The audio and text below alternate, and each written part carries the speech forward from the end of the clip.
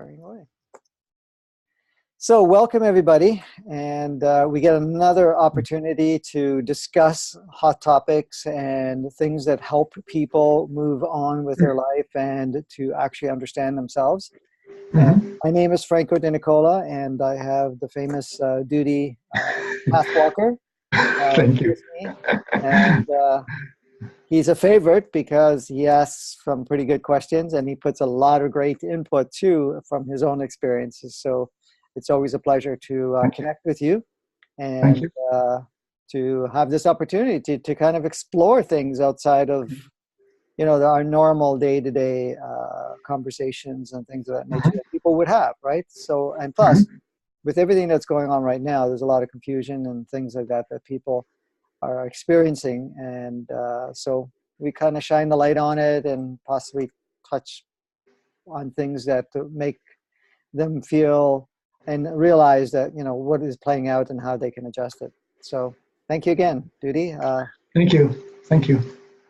Thank you, Franco. I'm kind of embarrassed and flattered, and I would like to make the best of our time together and plunge right into the water. And in the previous talk,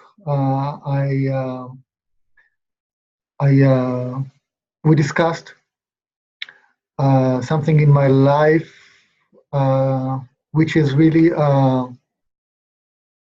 big issue to many people. It's the management and coping with agony and sorrow. I have a very dear friend now. She's going through a separation. They are still in the same apartment, and there's agony in the separation. And I assume all people who watch this video, they, in some part of their life, they felt some kind of agony, whether for the dead person or a broken heart for some loved romantic love, or they lost some very dear possession, money or whatever, or some people even lost things in a natural disaster, and it's all related to being attached to something or somewhere or someone. I went through a very long agony time when I lost my job in IBM. It was a very difficult time for me. Also, it was an attachment to my job and my position. So I wish to discuss with you the topic of agony, why we have, it must be some kind of a mechanism, emotional mechanism that should be supporting us somehow to heal and progress and relieve the attachments that we had to people or places or belonging and so forth. So can we play it from here, or I need to be more specific with example? No, I think we have enough to set the basis here to play with that. The positive part that you said, the benefit of having an experience of sorrow and agony and stuff like that. It's not so much energetically in a sense where, you know, this benefits me in one way or another because of the fact of this, you know, situation of experience. But I mean, when we really look at it, Duty, an experience is just an experience. So in essence, even that experience has an enriching factor to it. And what the enriching factor would be is like, okay, I get to feel this very strong emotion. I get to see how I go from, how could I say it? From a state of being grounded or a state of being where, you know, this is my foundation, to having it feel like it's crumbling, right? Right. So yeah, okay, it's a great experience in that respect, right? You say, okay, well, I get to see how that works and how that feels, and how to actually detach from my essence of who I am and so forth. So there's that part. The other part of the sorrow and any form of agony is, like you indicated, is that it is a powerful way to indicate that we may have attachments to people, situations, circumstances. We have meaning. We have given power to the fact if this is not there, this is not going to represent me any longer. For example, you gave your personal experience regarding losing your job at IBM. Well, what does that represent to you would be a really powerful indicator, saying, okay, yeah, did I have an attachment to it? But what does that attachment look like? Okay, is the attachment is if I have a job that's prestigious and it's IBM, I have a certain stature of some sort. There's also a sense of security because it's a steady company and so forth, Yeah, absolutely. and everything else, right? Right. And then we also have attachments to the fact that if I lost a job, then I may not be good enough, or that maybe I did something wrong, or so forth. And I'm not saying that's totally the example in your case, but many people refer to that, and those are indications of beliefs, programs, things that we've adopted, perceptions that we've adopted, right? For example, in your case there, if there was no association to it, and it's like, okay, I'm no longer at IBM, and okay, great, and now I go and do another adventure. I look at some other place that I can share my gifts and so forth, and there's no security issues. How am I going to pay my bills? Or how, I'm now, where am I going to find, because I'm a certain age, or certain this, or certain that, find another steady job of that nature. If you don't have any of those attachments, then it's like, oh, okay, I'll see what's next. It's very, very simple. In the case of what you had related earlier about, this individual that's in your life going through the divorce and whatever else, right? And this applies to a lot of people too, in losing a connection of any form of loved one. It could be a child, could be a love relationship like you indicated, and it can be situations where certain people are in our lives as friends and so forth.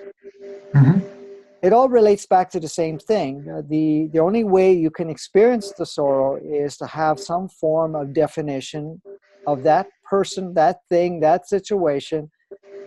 Being there makes you feel a certain way, makes you understand things a certain way, and create some form of security or stability or something, right? Without that, any of that, it wouldn't be that way. So, for example, back to the divorce one, the sorrow is because all of a sudden this person, what looks like this person did something wrong to you. And there's levels of that, because one first part of they did something wrong with me, well, they did not respect our agreement or our contract of marriage or anything of that nature. And now they've, decided to leave, and that was supposed to be for life or whatever. But there's a strong belief for that.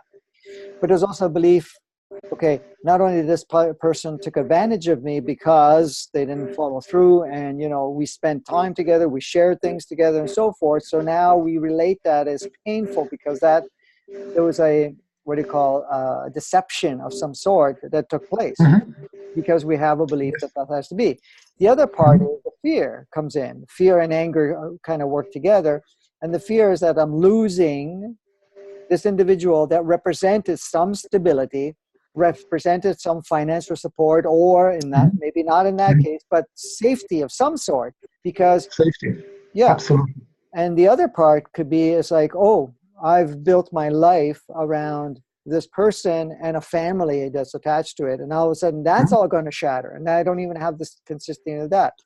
The other part comes in is the idea, well, how are people going to look at me now? My family, my friends, my coworkers, so forth. Like, shame. Absolutely. Yes.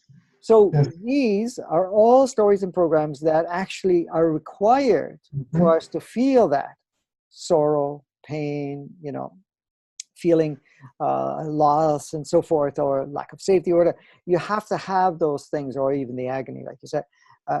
Without those stories, it doesn't have any power over you. So when a situation of this nature comes about, and I've done this for 33 years now, I've worked with people going through all types of experiences, and a lot of them were losses. A lot of them were, feeling that things weren't going the same way, or, and losing, individuals, losing their jobs, losing all their money, losing their home, losing whatever. And the more I looked at it and the more I've worked with them all indicated that they had, like you said, attachments to things to be a certain way, because if this is there, then I'm secure, then I am safe, that I am, I have something to build on, right? Because that is what supports you or defines you. And when I say define, somebody may take up, that's a bit, yeah, yeah, because yes. if somebody takes a certain role, like I'm a manager now, well, that defines a lot about them. They look good in that. Or if I'm a wife, or I'm a husband, or I'm a boyfriend or girlfriend, or I'm, a particular individual that is a good friend or something, or, I'm a mother and I need, that part of my child and so forth to be there in my life for me to play the role of being the mother, right? So these are all parts and parcel of attachments that we create, and meaning of those attachments and definitions of those attachments, right? So these attachments Mhm. are actually um, defining our identities. Correct. Very much so. Yes. This means our roles that we play in the workforce, or at home, or in society, are also our kinds of attachments that identify ourselves and our identity. Hmm. Exactly. Exactly. And when we lose that, then it's like a shock, because we relate to that as who we are, or a good part of who we are. Mm-hmm. When we lose that part, now you're almost confused, and you can get angry from that confusion. It's like, now what's my part? And for some people, there's so much investment of time and energy and so forth in that role, for them to envision that now I need to change that role or have that role no longer active becomes overwhelming and scary for them, right? And at times they don't even know, well, who am I going to be now? Because I had a situation, just to give you some years ago, where I was living a few moves ago. I had a Mm-hmm. neighbor, and he was an accountant, Mm-hmm. and for a large corporation. He was the chief executive officer or something of that nature. And while he was working, I mean, he seemed all on track with life and everything else. And then he had reached age 65, and he was retired. And the Mm-hmm. company said, you have to retire, because, at 65, you're not, we don't want you to be working here, right? So when he retired, the first little while he took trips with his wife and did some things. Mm-hmm. But after a while, I noticed, because I lived next door to him for a while longer, I Mm-hmm. started to notice he started to degrade. And actually, he was aging a lot faster. Mm-hmm. And so I had a conversation with him, and I knew he had retired and so forth. And he said to me, I don't know who I am anymore. He says, I always was this person, because people admired, because I was running a corporation, and the people that worked in the corporation relied on me, because I had to keep the books going, and I had to make sure that the finances were fine, and that the company survived based on, a lot of the work that I was doing.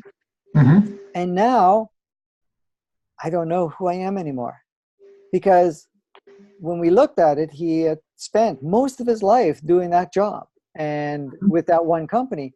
So he made that a major part of his life. I mean, he had a wife and had kids and so forth, but the kids have all grown up and moved out and everything else. He was just with him and his wife. But he lost that part of his identity and value. That was the other thing. He felt that he was no longer contributing to some form of society or whatever it is, because now I'm not doing anything that anybody takes any value of. So that program came out. So as you can see, those were all just programs and belief systems that we've adopted as an idea of, okay, I need to identify myself by what I do and how, you know, how many people, and a lot of times how many people admire you or how many people rely on you and so forth. And I see this with parents too, specifically mothers and more than fathers. When their kids grow up and they all move out, it's almost like, especially if they were the type that spent time at home and, you know, nurtured the kids, they lose their identity. And it's like, I don't know what I do now, you know, because if I'm not taking care of my kids, now what do I do? Or if I'm not playing a role with my kids, now what do I do, right? And a lot of times they, you know, they take on a different role of being a grandparent or something of that nature. But in most cases, that doesn't happen at all times. And then they lose themselves. They say, well, I don't know what other role I have. So these all reflect emotionally as sorrow, loss, you know, feeling that in some way they're, you know, that their world is falling apart and things like that. So it's a very powerful emotional charge around that. So the thing is, going back to the part of, you know, when we are looking at things and saying, well, okay, what am I feeling right now? Why am I feeling this sorrow? Well, I lost my job. Okay, so I lost my job. What does that mean to me? Oh, you don't feel safe because you don't have an income. And say, okay, well, I may not have an income from that resource, but yeah, maybe, I mean, I have the option to look for something else, right? Or do something else, right? Right. And actually understand that, yeah, the only reason it's changed because it needed to change. You were ready for change, even though at the mind level you weren't ready for change. Right. So when you ask the questions, it's like, what bothers me the most about this? You get to see a little bit more of the in-depth story and belief systems that you have there. Of some of the things I had shared, the fact of our attachments to what that role represented, what it meant for you, who you were, and all of that stuff, right? So in a case, you know, going back to the divorce part, you know, we're sliding into that, you know, if your friend looked at it and say, okay, what bothers me the most? You know, you'll find there are various belief systems and stories that they have adopted as saying, you know, a marriage has to be for life, or that the fact of, you know, it's an insult or an embarrassment, or it's, you know, I lose my connection or my agreement or anything, and that it always relates to that. And that's why they're feeling the agony and the sorrow, right? Now, energetically, if we're looking at agony and sorrow, it's a very low vibration, okay? Which, you know, we're allowed and we are okay to experience. But if we put a lot of focus on that, you'll notice it diminishes your own inner connection a lot. Unless you go right crash and then you go neutral, it's like, I give up, whatever it is, and then you raise up and then you have a more intimate connection with yourself, right? But while you're in the middle of it, you kind of lose that inner sense, inner guidance within yourself. You're not able to connect as well while you're in that state. And that's one of the other things that happens when a situation of that nature is taking place. So the key here is to use the opportunity, you know, and I know it can be tough, Judy, as you probably have noticed, when we're in that spiral and when we're just recycling that, you know, woo me, this is happening, whatever it is, it becomes very difficult for them to get out of it. And if somebody goes to them, and if you went to your friend, for example, and you said, oh, poor you, yes, this is horrible, you know, this should have never happened to you. I know this is very difficult, and, you know, what can I do to support you, and something like that. What ends up happening is you're reinforcing that state that they're in. So in actual fact, they're getting feedback, they're getting pity, they're getting whatever, which is keeps them even more stuck, right? Right. In a sense. But if you're going to the person and saying, I realize right now that may look like something really horrible for you to be experiencing. And I understand it emotionally and otherwise. I know this is tough and it can be tough. However, we need to look at it. How do we move from this point? what are we, what are you seeing in your mind? What do you feel about the situation that you are experiencing at this time? And it's like, oh, I don't know what I'm going to do. I feel lost or anything like that. And you say, I fully understand. I appreciate what you're saying, but we can look at it differently and see how we can actually flourish with this situation, and where you can actually create a new life stream. You can create a whole new adventure. And sometimes there's the attachment of kids and say, well, what's going to happen to the kids? I go, well, listen, we can look at it and say, well, that's a horrible for the kids. And the kids may feel that way for a little while, but the kids actually flourish from it because they have to become self-empowered, first of all. Second of all, a lot of the dependency they had before is taken away, so that they actually now have to learn how to navigate much more without having all that support or feeling in the same way. And I've seen this many times with people. But so you can kind of bring the situation or scenario for them to actually look outside of their circumstances, their immediate circumstance. That's the first part. The second part is to help them look at what their story is, right? What did they feel about the situation? Well, I feel unsafe. And you ask, okay, what makes you feel unsafe about this particular situation? Well, I won't have the support when I need it. I don't have, possibly not have the financial support or whatever, or I get to lose this home that I put so much work into making it into a home, and I've decorated. I worked hard to make it a home for myself and kids, right? Right. And they say, yes, I understand that. And that was a great experience for you to do that. But now you're presented with an opportunity to kind of redesign it differently and to take another adventure at this point in time. So it depends on how you want to look at it. You could look at it as a new adventure, a new lifestyle or something, or see it that your world has collapsed, right? So you help them look at those parts and actually even address, the intensities that they have added to, I'm going to lose everything. I go, well, are you losing everything? You've gained a lot of experience. You created a home for quite a while for your family or whatever. And now you get the opportunity to kind of create a new family unit, and you can find a new place, a new scenario. You may even meet another person. Who knows, that you may feel more love for the person, right? The other thing is too, a lot of times when the things like divorces are happening, in most cases, when we really look at it, there was a lot of indications that it was leading that way, because the same pull towards each other, the same maybe love or whatever they had for each other has changed and shifted.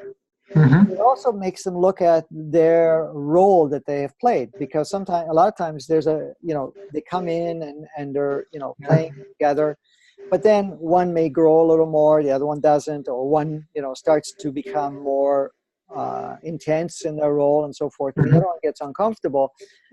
And pretty well, from what I've seen from all the years, the disharmony or imbalance or something of that nature starts way before anything about a divorce comes about, or a separation in this case.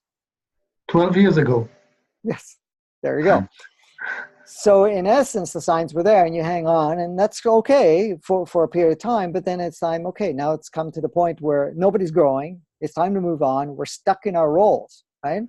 A lot of times what happens, people get stuck in a role and they don't change, and I've seen it even in my own personal experience, where a certain individual that you have a relationship with gets so stuck in their role and don't not grow.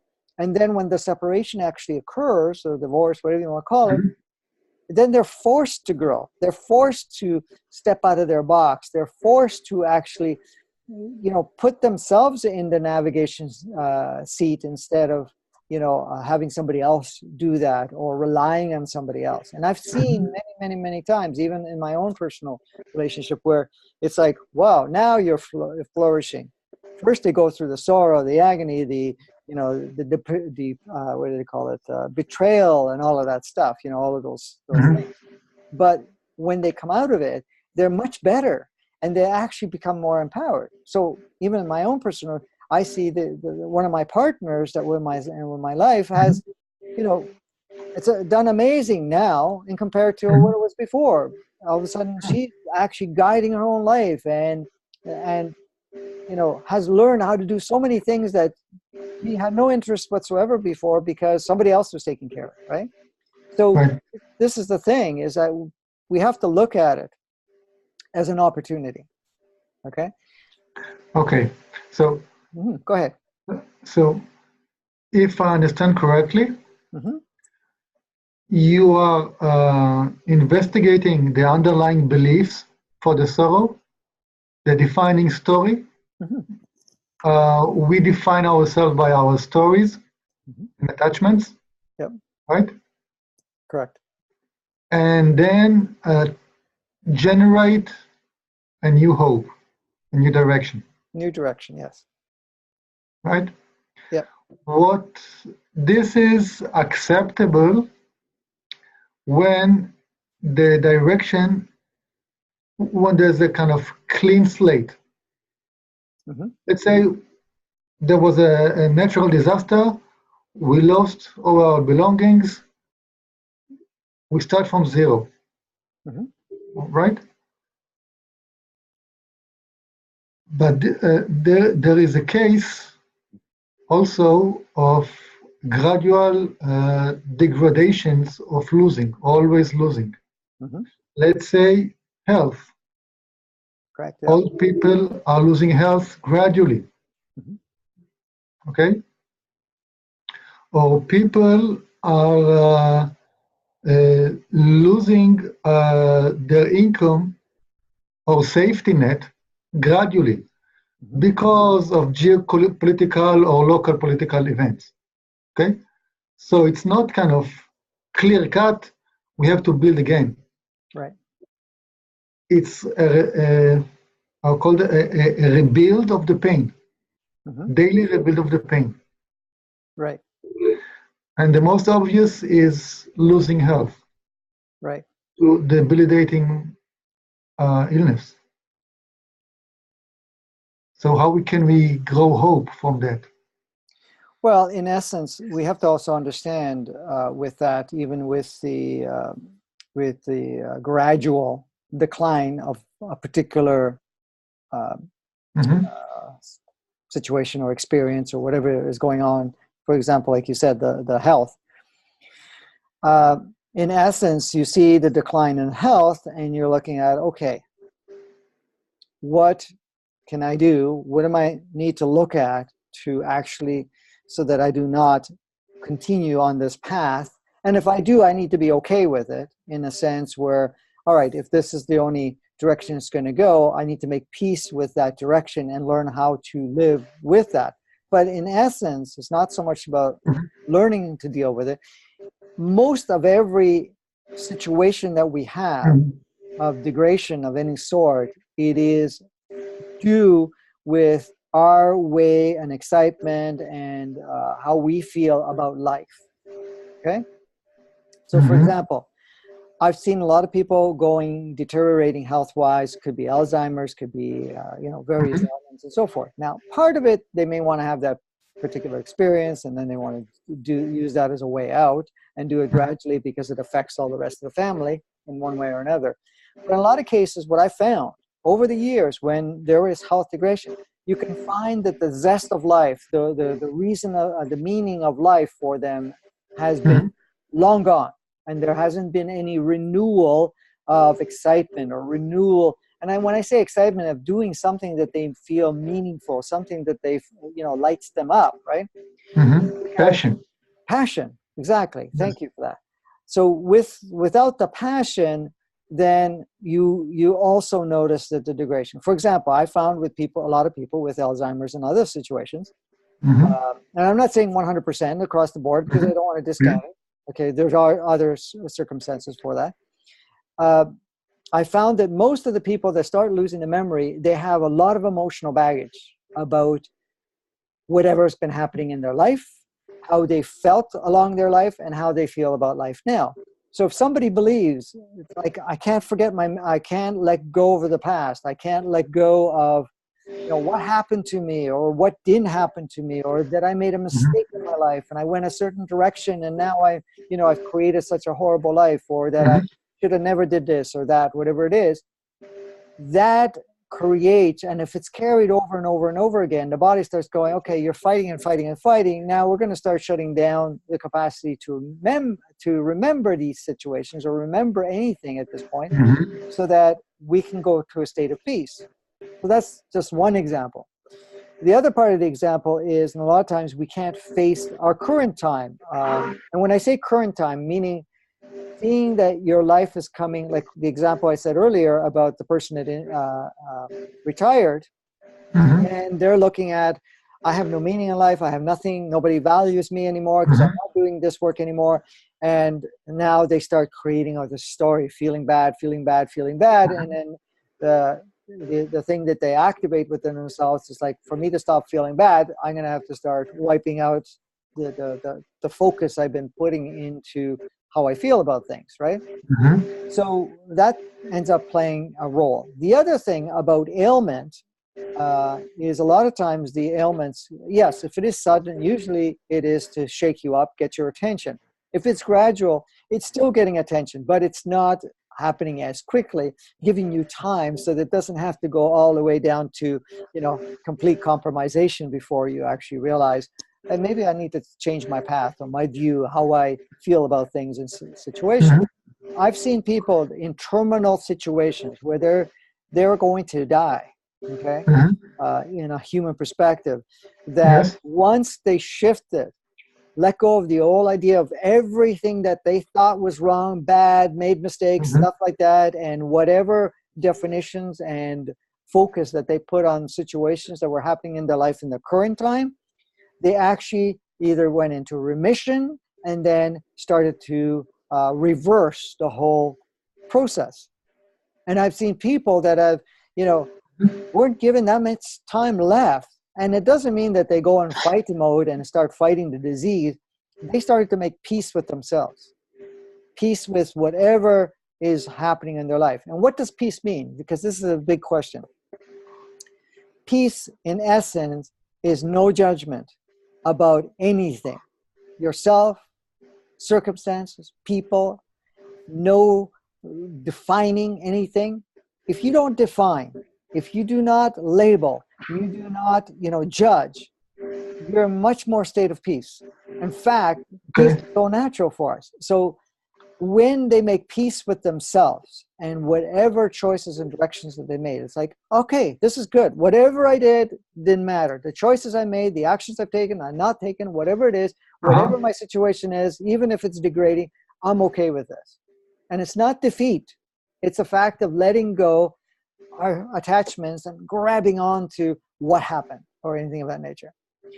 So by letting that go, you go into peace. Your body goes into restoration because now the cells are not hampered by the sorrow, the grief, the anger, the feeling self-judgment and lack of peace. Yes. Because we're basically light beings, we're a holographic projection, but at the same time we have consciousness within the body. So if the body is getting a state of peace and relaxation, for example, no more anxiety, because stress and anxiety is all required to be attached to some story, belief system, and so forth, right? Or urgencies is the other one. But so if you're in a state of peace, the body goes, oh, okay, this is okay. So it starts to regenerate and repair itself, and it does. And it doesn't matter if you have an ailment or a disease of some sort. Now, there are times we make agreements that we want to leave, okay? And when I say we want to leave, we want to die, okay? We call that die because the human body is separated from the human entity and the soul, right? So in essence, it says, okay, I'm done with this journey. The body's not going to be recycled at this point to be used by another soul that will drop in or anything of that nature. So I'm okay to let this go. So it makes an agreement to leave, and it stages the time. It says, okay, I need a vehicle to take me there.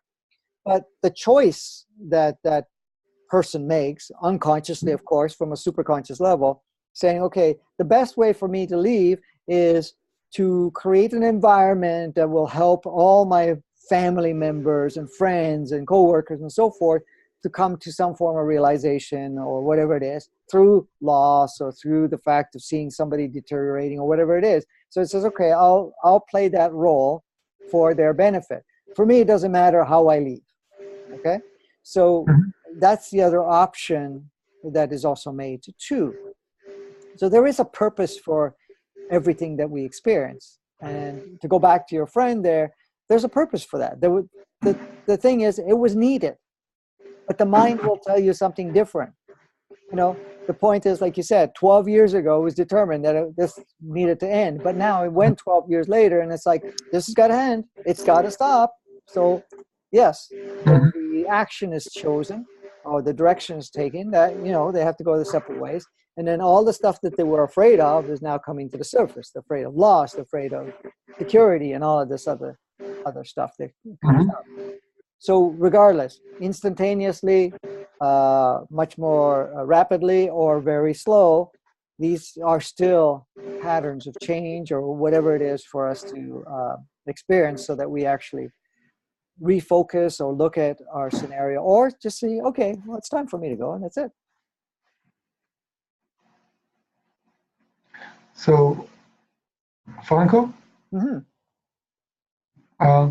because your picture is frozen. Oh, is it? So, okay, yeah, now it's better. Oh, Now okay. it's okay. Uh, the what you describe is a very deep emotional process of identifying patterns and belief systems and changing them. Uh, as I understand it, and my life experience, we need facilitators for that. At times, And yes. facilitators that are very skilled in being non-judgmental about our life skills, about security, about roles, and so forth. And this is very, very difficult to find someone that really is on that level, that can guide you, because we are all kind of part of the society. Right. Yes. And we're all caught in the same programming of some sort. Yes. Yes, yes. So so if beforehand I thought that the answer for the long-term cure for sorrow and agony is a new direction and hope, now I'm not so sure about it. Now I'm more about what you said about getting uh, with acceptance of the situation, being in acceptance. Mm-hmm. Even if you don't, if you, let's say, if you are dying and you are departing and you have sorrow for your life, Yep. you feel sorry for yourself, and then going on a process of being in a state of peace and acceptance and letting go and departing from your beloved one and closing circles, that can be healing as well. Mm-hmm. Absolutely. And relieve lots of the pain. And I heard some stories about people who were dying, and what really relieved them was being allowed to depart from their beloved one Mm-hmm. and closing the relationships. Yep. Well, it's not so much the closing; it's the releasing of the Mhm. attachments to the relationship is more really what happens. Because I found that it's not you never close a relationship. You're just basically freeing that person from the Mhm. responsibility of playing that role in that relationship. That's all. Even in the departure part, because I found that people, when their family says it's okay for you to go, Mhm. we loved you, we've been with you, and we've grown whatever we've done, but you're free. You go where you have to go, where your next adventure is, where you need to go. And that relieves a lot of the fear and stress that they may have. Because one of the things I've found with people that are, going to exit, or they're in health where they exit, first there's a fear of unknown, of, where do we go from there? There's a bit of that. But a lot of it is to do, really, the biggest part is what you just said. It's the attachments we have to people, and people wanting you to be there and not losing you and so forth. That makes it much more difficult for it. But like when you say to the situation where, you're free to go, we enjoyed whatever we enjoyed together, and experienced whatever it is without really feeling bad about it. It makes it easier for the departee, because I have done quite a few times over my life where and they weren't just family members, because sometimes they're family members, but a lot of times there were people that needed someone to comfort them, if you want to call it that, to make them feel okay. The last one I did was a lady who was a very good friend of mine too. She actually was doing work for me. She was a transcriber, and she was checking out, and so I went to see her at the hospital and so forth, or the hospice type setup, and and it was more of, it's okay, it's time for you to move on and so forth, and just assured them, and they felt really, really good, because her son wrote to me after the death and so forth, and he says, I thank you for what you did for my mom, because her energy shifted completely after you left. It was just like she was in agony and fear, and leaving her son behind, and leaving all this family behind, and also the unknown. And I said, I just helped her see that it was okay. It's just a transition. You don't lose the connection, which you don't, because souls are still connected, right? But in essence, you may not be a representation in a physical form. And it brought more peace for her. And then she just checked out the next day. She departed the next day. And the whole family was great to see her mother just feel relaxed about it. And I told the son to tell your family to give her permission to go. And when I say permission, not that she needs permission, but it's like, okay, thank you for being in my life, but it's okay. You need to go. We love you the same. We'll never, whatever, right? And that kind of releases those cords and attachments that we may have with an individual in that case. So first stage dealing with agony is having peace with the state, accepting it. Yes, that's one of the first parts. But one of the things you can do is to help let go of the severity that we have the belief of as happening.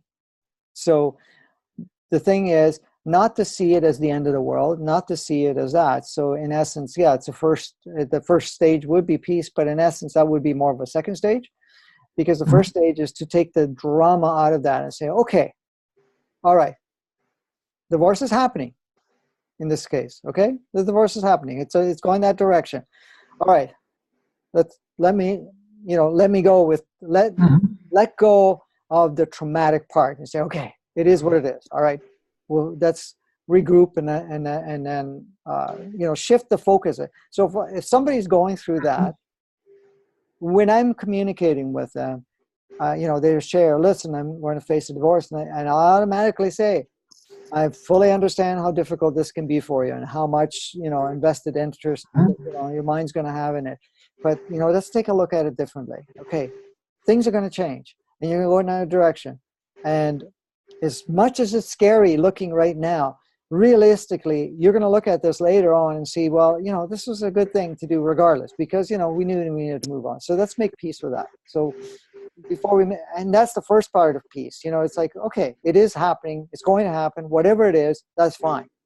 Then we can look at what bothers them the most, and you can make peace with all the different stuff that comes up, the attachments and things like that. So it's really, the first part is to shift it away, because one of the things I found, when people are in the most of the trauma, okay, Yes. is to break that pattern for them or with them. You know, you shift the whole thing, because I've had people say, you know, to me, this is happening to me, and I can't even give you an example at the moment because my mind's not bringing one up, but it's like, this has happened just the other day too. And somebody was saying, oh, this is happening to me, and you know, it's the end of my world. And I go, wow, this is fantastic. And I go, what do you mean it's fantastic? I go, look at this. You've now staged yourself to create a shift in your life. This is a great opportunity. He says, well, I don't see it that way. I go, you don't right now, but you will. Let's take a look at it. What are some of the options, you know, the positive things that you can get out of this thing? You know, and oh, and this one was also with a relationship too. That's what it was. And it was when I asked the question, and you said the same thing with the 12 years. I asked the question. I go, well, how long have you guys, you know, been unhappy with each other? Right? I go, well, it's been 3 or 4 years that, you know, we haven't been happy with each other, right? And so forth. And I go, well, have you ever considered leaving? Oh, yes, many times, right? I go, now he's the one that's pulling the plug. This is fantastic. Why does it bother you, right? You didn't even have to do the hard work. He can feel guilty now. You know, I just played with that. And I was just like, yeah, you're right. But, you know, and then the story came up in this particular person was that, yeah, but he's the one that pulled the plug. You know, and it was all of a sudden who made a decision first, right? Was her story? It was no, I should have been pulling the plug because, you know, whatever it was. I go, does it really matter? I said, why does it matter to you? And it was just for her to refocus on that particular situation. And she was much better by the time we finished our session and so forth. And she was like, yeah, okay, yeah, it makes sense. So I've always shifted away from what really is happening. First, acknowledge, yes, I understand. This could be tough and whatever it is. And this can suck or whatever you want to call it, right? And I realize a lot of people that go through this go through a hardship, but this is a fantastic opportunity. This is like a renewal, a new path opening for you.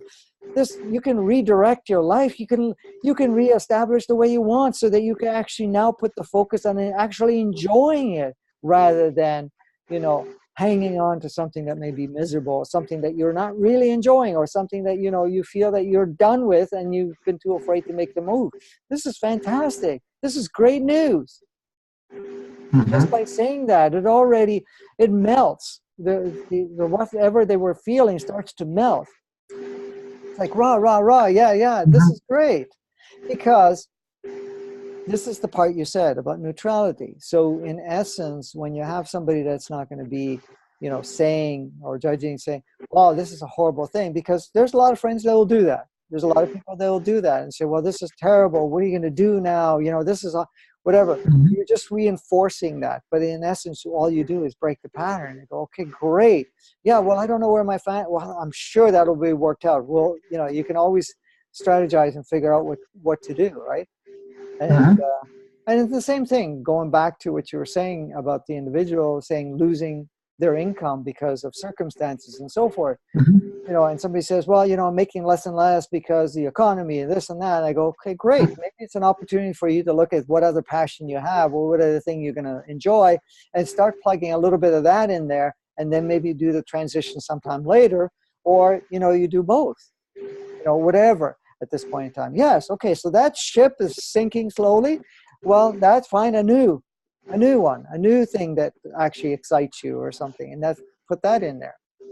And this is how we shift from the states that we're in. So your approach is kind of disruptive. Yes. You are disruptive to the flow of the sorrow and the self-pity. Correct. Yes. That's one thing. Another thing, you are very creative because you are not judgmental. Correct. Right? Yes. How about people who are, let's say,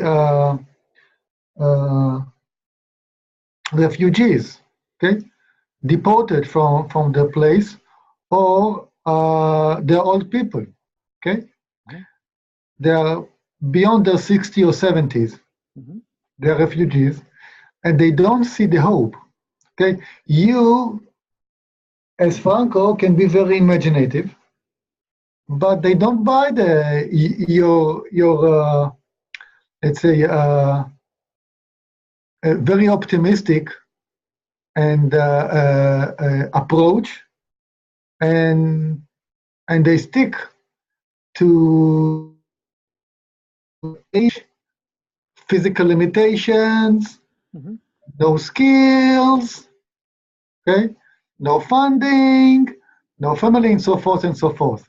So as much as you are creative with new approaches, they stick to the limitations. Correct.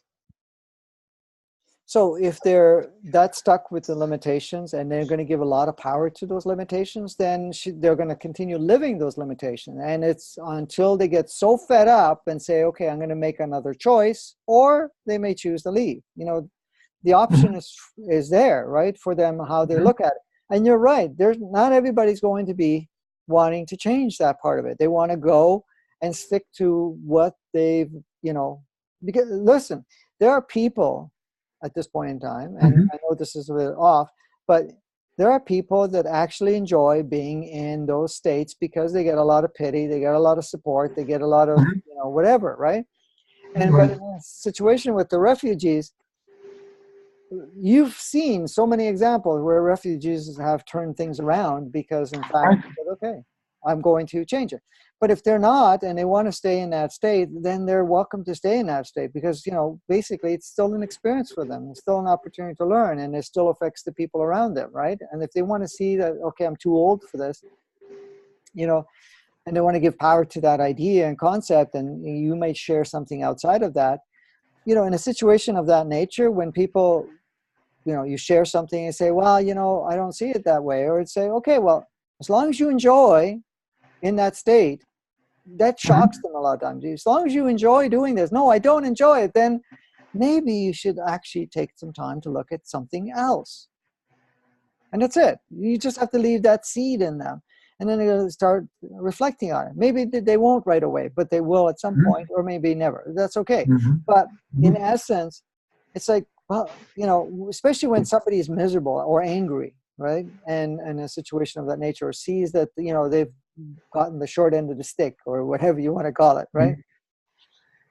I always ask them that too. At times, you know, I ask them, I said, well, are you enjoying this experience? Does this really feel good to you? They said, no, it doesn't. Well, then maybe it might be a good time to start looking at something differently.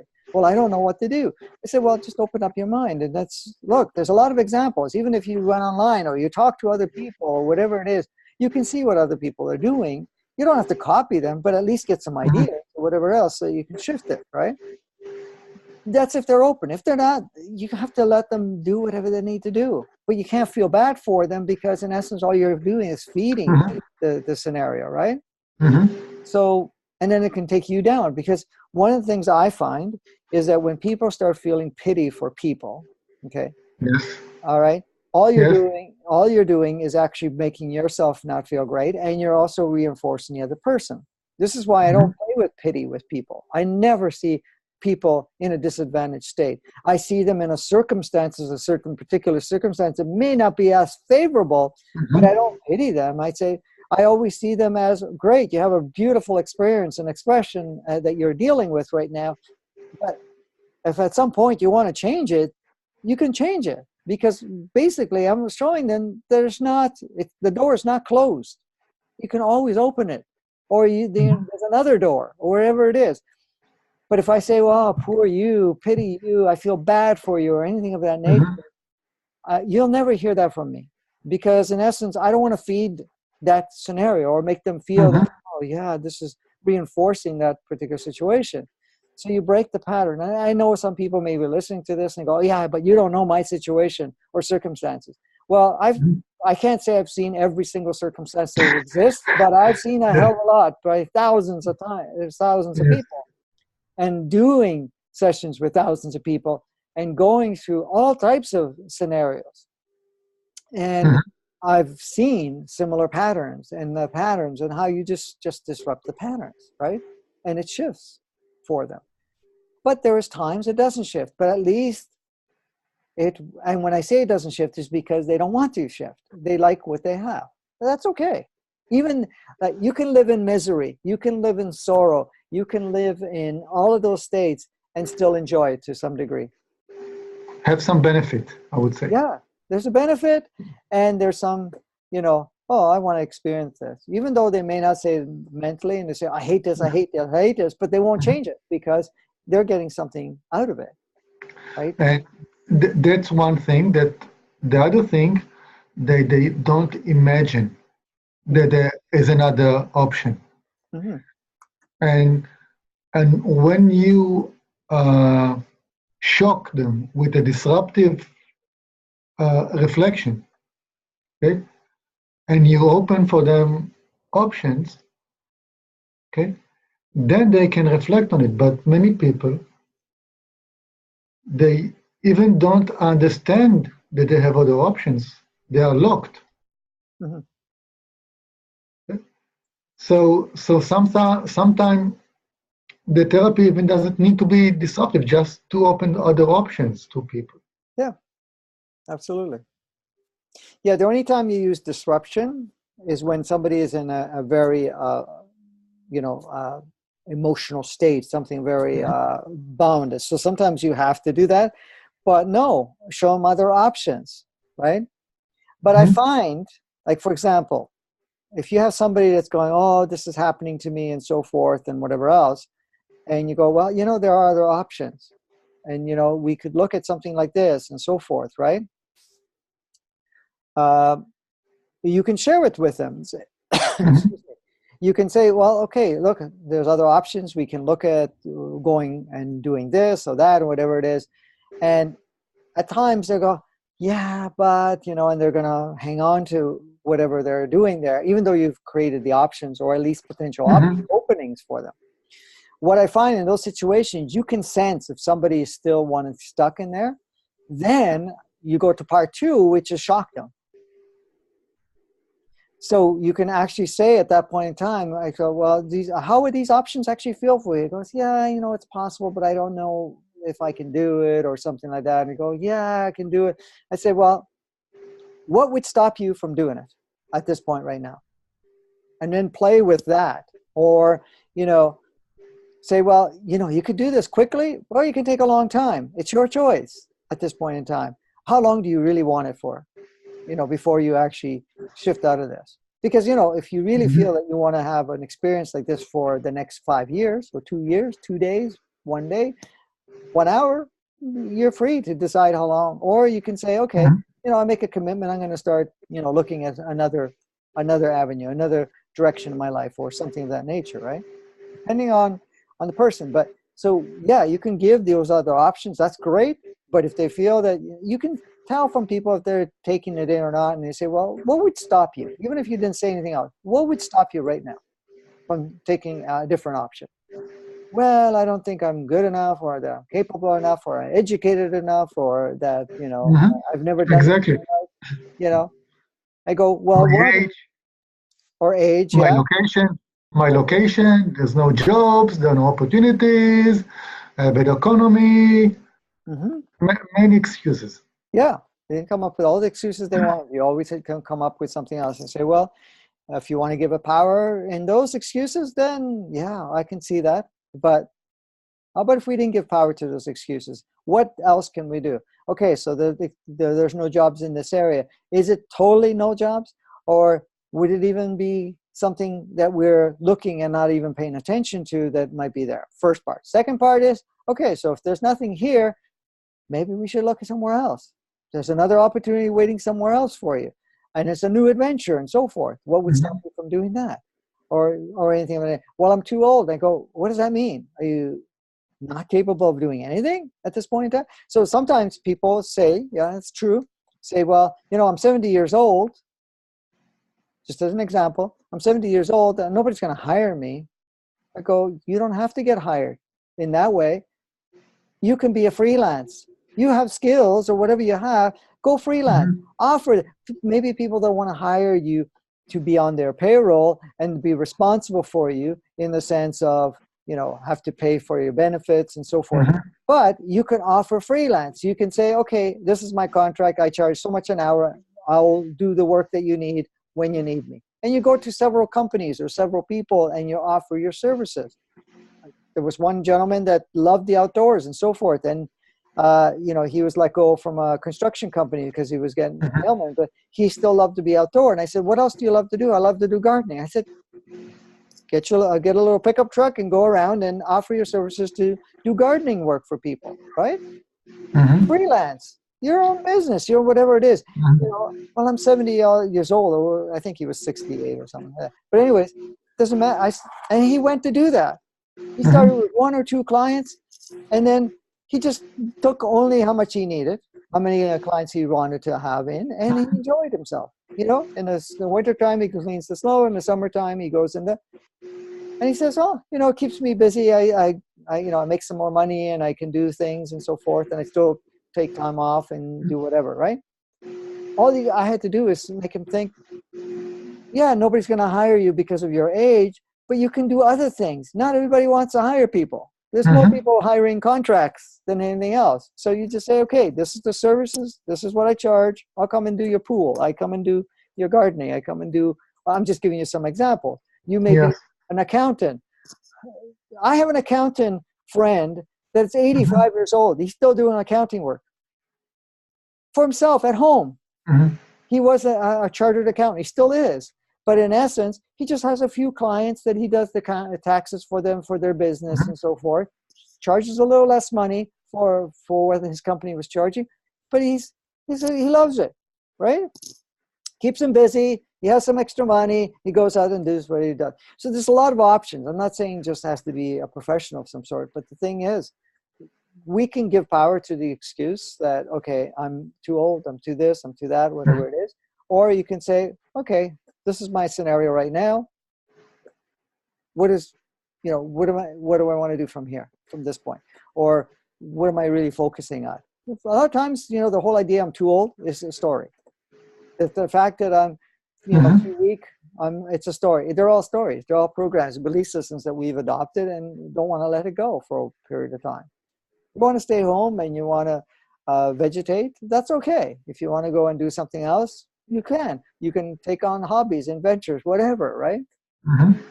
Um, so even going back to the whole idea of a refugee, right? I mean, how many people have been refugees and they've established another life stream wherever they went? My parents. There you go. There you go. There you go. My parents the same way. They came in 1953 to Canada, and no jobs, no nothing. They started doing some house cleaning, doing whatever they can grab, and then eventually, started using some of their skills. My mother was a seamstress, so she started working, making at a place where they made clothing and so forth. And then my father had some construction skills, and so he went to work in construction eventually. It took a while, but Mhm. he was doing odd jobs or whatever. For them it was tough too because they didn't even know the language. They came to Canada where it's Mhm. English speaking, and they were Italian. They had no Mhm. idea how to speak English, Mhm. but they connected with people and whatever else, and they managed, right? So it's really up to us how we want to create our reality, right, and how we want to move forward. So when we get back to feeling sorrow, you know it's what we focus on, what we feel about the situation that allow us. And I'm not saying that you can't indulge in that dessert of Mhm. sorrow, and feeling that, but again, at some point you say, okay, enough of the indulging of this dessert, and let me go and now look at really what this is for me. This is for a new adventure, new life, new Mhm. direction, new whatever, right? Mhm. And Is it required? what's that? Is this sorrow and agony required in order to release the attachment? No, it's not. However, for a lot of people, if the attachment is really strong, the sorrow will create the intensity enough to let it go. For example, if you're holding on to something and it's trying to get away, okay? Mm-hmm. And if you don't want to lose this, you're going to hold on to it, and you're going to hold on tighter and tighter. Mm-hmm. Now, you can let go of that anytime. Anytime you can let it go.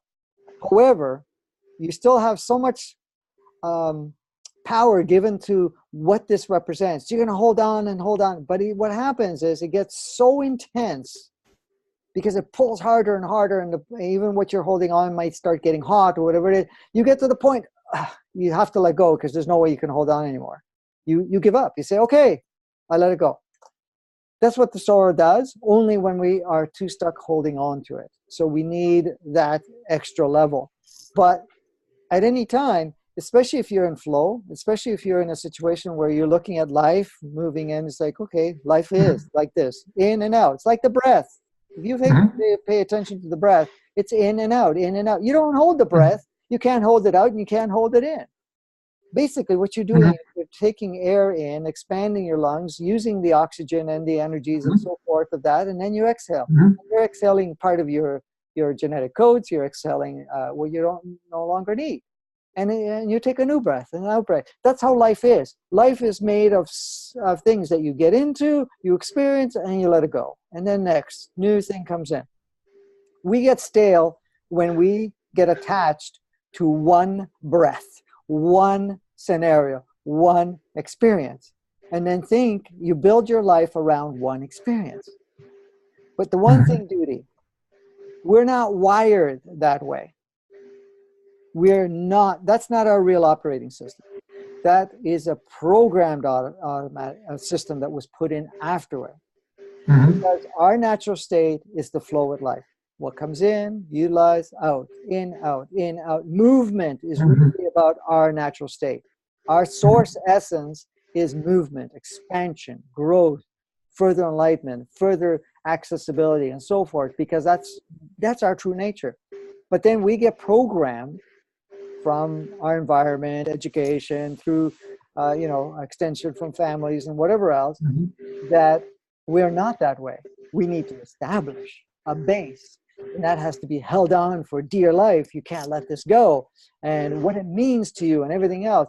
That's how it's programmed, but it's not natural. And this is why we have this thing going on within ourselves inside, because there's the free spirit, and then there's the I gotta hold on.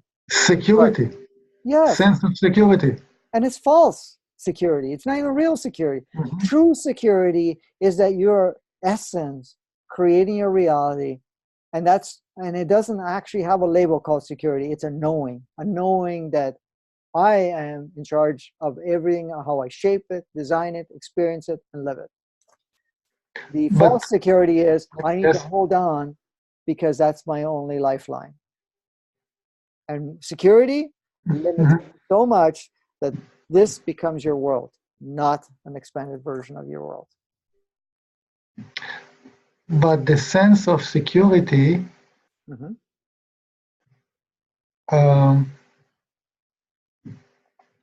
is something that we are programmed with. Correct, yes. We are programmed to be insecure by the state, by our jobs, economy, by our family, and so forth and so forth and so forth. Correct. Absolutely. But the same way that the sense of insecurity is illusionary, the sense of security is also illusionary. Exactly.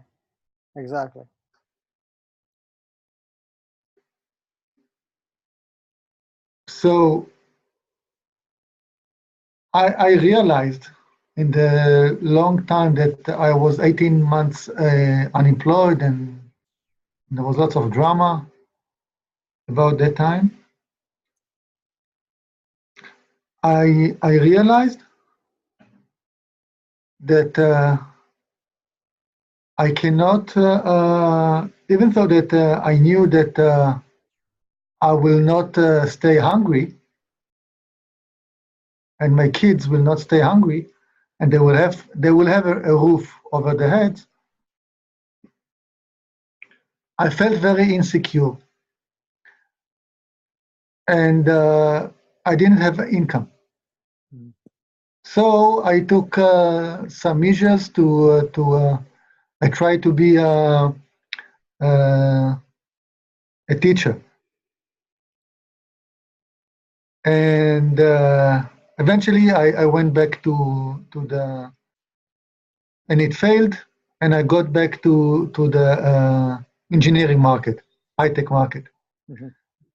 It was a very, very steep roller coaster of insecurity. Right. And I was, I would say, guided or navigating with insecurity. And I believe most of us, in order to feel, to have the feeling of security, I need to be a guru. I would say a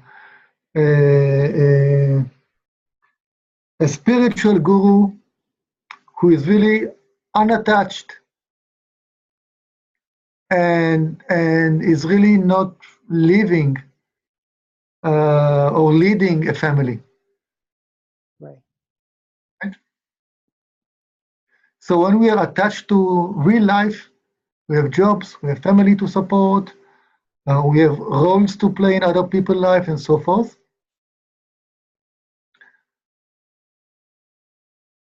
The false insecurity or the false security requires spiritual work. Spiritual what? Spiritual work. Oh, Now, spiritual work. Okay. Yep. now because in order, I was unemployed, I felt unsecured, and the spiritual work I did with the acceptance did not assist me because I saw in the bank as my savings were depleted. Right? Yeah. So and my spiritual beliefs were assisting me. The people I loved assisted me, but it was no real help. It was not substantial help. It was kind of caressing my head and encouraging me, but it was not real solution. Right. So I had hope. I had hope when I did the teacher certificate, and it failed me.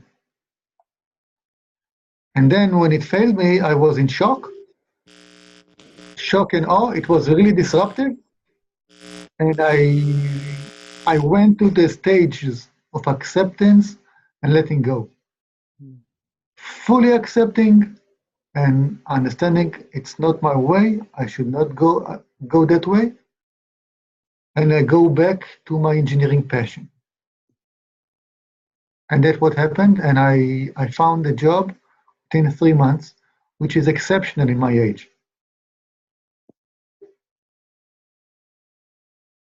And I realized that was a matter of passion. My passion was reflecting.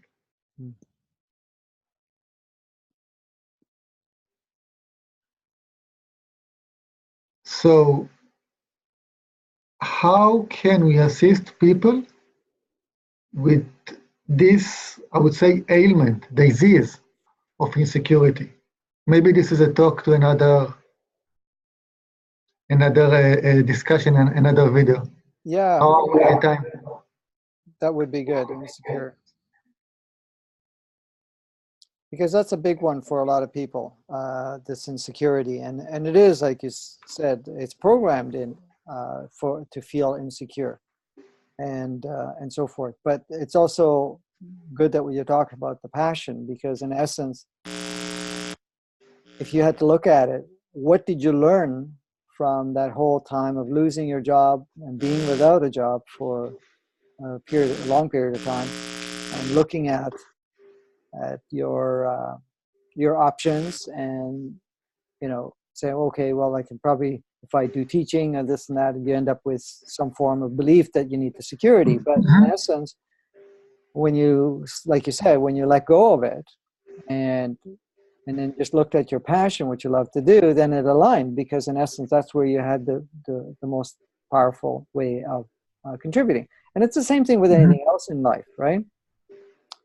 And this is even with when it comes to a situation with a divorce or whatever it is. It's like, how do you actually, what makes you passionate about your life, or what life would you like to create, or what would you love to do, period, right? Because it feels and so forth that you maybe not be getting because of that role that you're playing in that relationship, right? So it all plays out in one way or another. And the only reason we have particular experiences is for us to actually either make a shift or learn from that and then make a shift. But it's a process that we go through, and as much as insecurity, as you pointed out, security and non-security, they're both programs. You made a very good point, because this is one of the things I've always talked about, is that we have to go beyond we have to get rid of all the polarities, because like you said, security or non-security, it's all made up. It's not real. Okay. So in essence, it's not about being insecure and then replacing it with security. It's about looking at both and say, well, they're both fake, or they're not real. Let me get rid of both, so that I'm not going to even have to play with security. I failed. No, you didn't. I knew it in my head. Okay. I knew it in my head that it's the sense of security or insecurity is fake. Okay. But I still had it. Yes. Because I see my resources are depleting. Yes.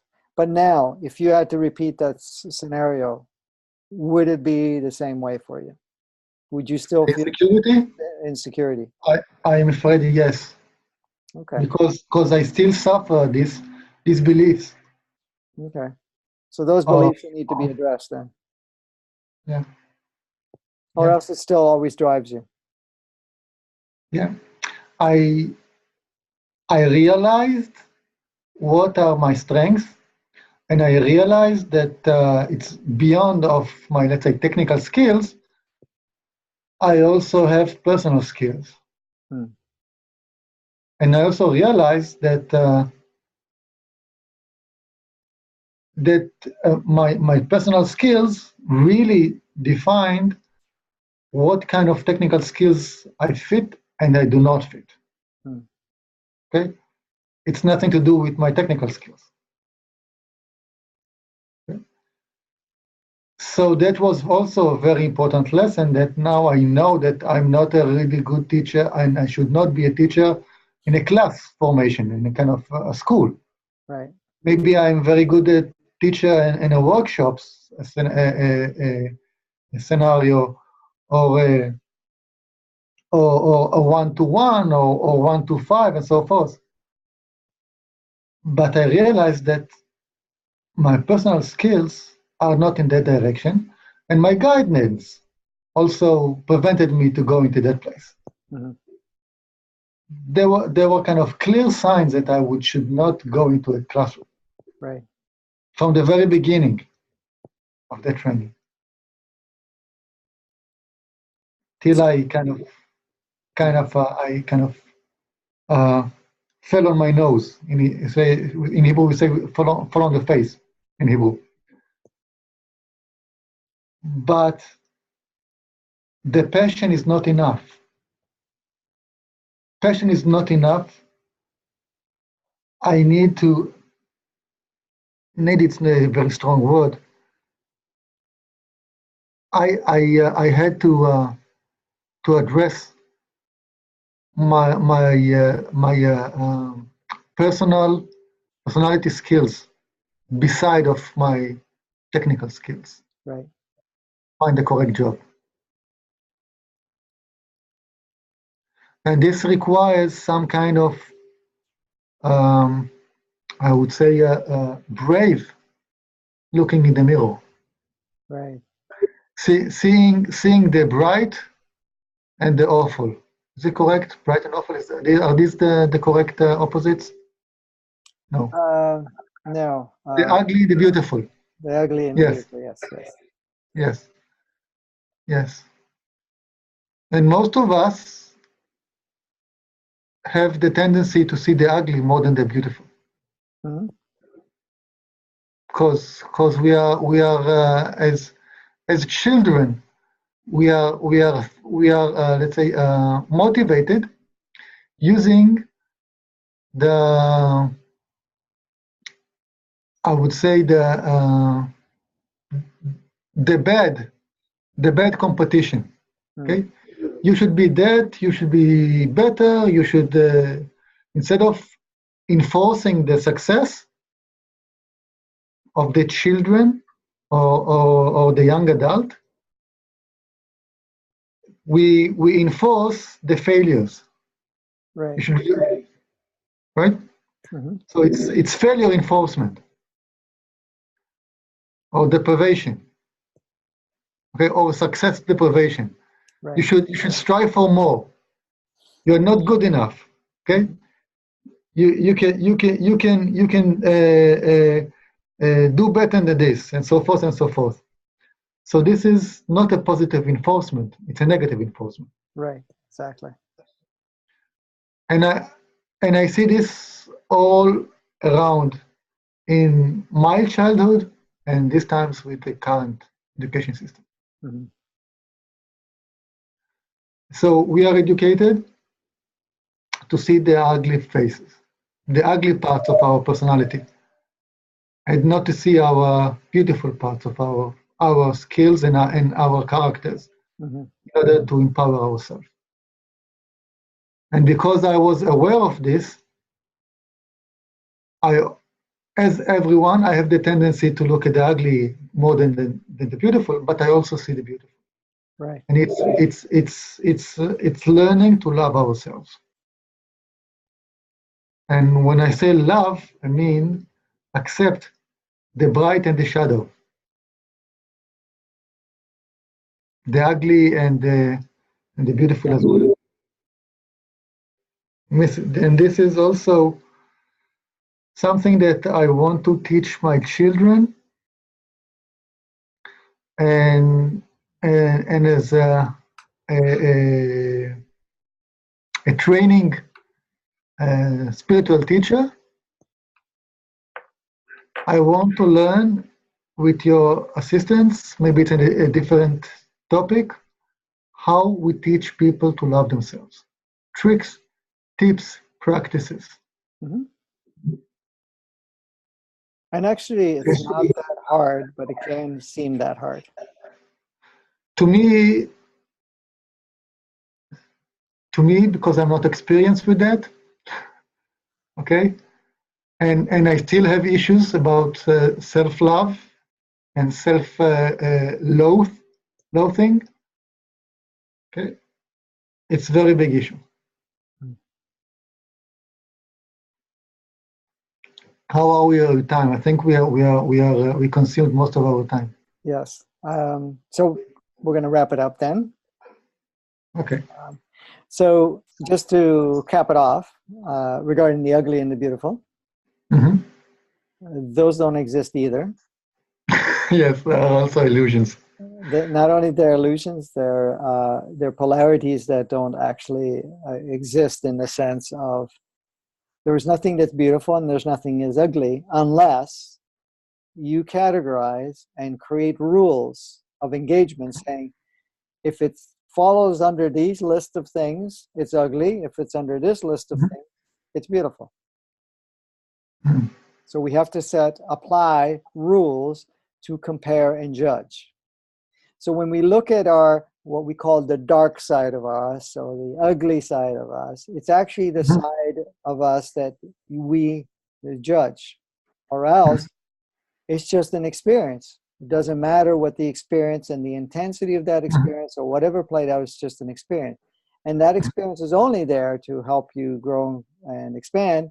So in essence, you can't judge that. Oh, okay.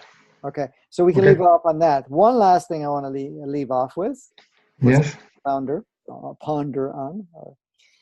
Love and accept, the fact of loving ourselves and accepting ourselves. Hmm.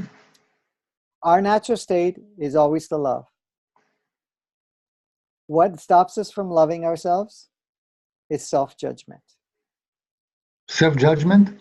Self-judgment. You don't judge yourself, you automatically love yourself. If you don't Yes. apply rules of this is how it Hmm. needs to be for me to be acceptable, Hmm. then there is no issues. That doesn't even come into your consciousness. It is programmed to judge yourself, Yes. to loathe yourself, to categorize yourself, successful and unsuccessful and all this stuff. Because even successful and unsuccessful does not exist. It's all made up concept. You can never, ever be unsuccessful. You may not hit a mark that you have set, but in essence, you're always successful in creating your reality, even if it's an intense reality of one sort or an intense reality of another sort. Meaning, if I have what we categorize as a negative experience versus a positive Hmm. experience, they're still experiences, but neither one follow under the category of successful and unsuccessful. We've applied that. It's just, well, if you meet these requirements, you're successful. You meet these requirements, you're unsuccessful. That's all it is. Hmm. I will leave it at that so that people can Okay. reflect until the next time we connect again. Okay. Thank you. Thank you. Thank you, Franco. Thank I, you. I'm honored and I'm delighted to have these talks with you. And it really enriched me. And I replay those videos because lots of wisdom nuggets that I rejoice again and again. Thank you. Perfect. You're very welcome. And until next time, thank you. And Thank for being a lovely host in this beautiful dance. So until next time, enjoy every aspect of it. Thanks. Okay. Bye-bye. Bye.